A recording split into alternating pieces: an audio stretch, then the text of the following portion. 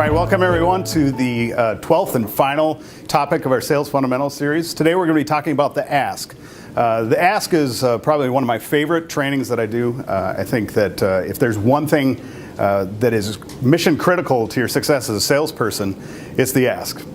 Basically, if you don't do it, you're not going to sell anything. Well, maybe you might sell a couple things if your customer or prospect actually asks you to ask them to move forward. But we're going to talk about some strategies of how you can ask, when you should ask, and why it's so important, and what you're leaving on the table if you don't. Okay?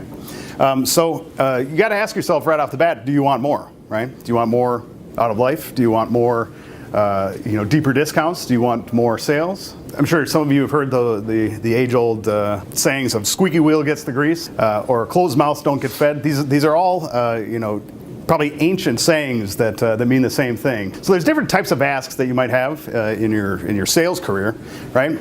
So some of you are probably asking for the appointment, right? You're making cold calls, you're trying to spark some interest with your prospect, and you're asking them, would you like to get together and talk about if it'd be a good fit with your product or our product and your unique business issues.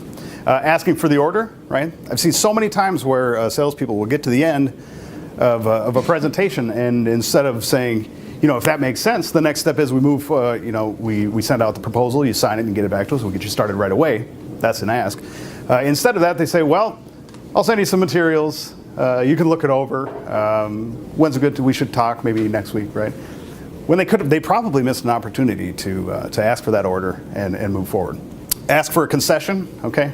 This could be you're in a negotiation situation. They ask you for a discount, and you ask them for a concession like, let's say, yeah, I can give you 20% off as long as you can get that signed by the end of the week, right? So don't be afraid to ask for that kind of stuff. Sometimes, including myself and early in my sales career, I was afraid to ask for the owner. I don't know why I was just like this. It got in my head that this was some hot shot that didn't have time to talk to me. You got to have the courage to ask for the owner. Don't talk to the office manager or the assistant or an influencer. You got to have the guts to go for the top.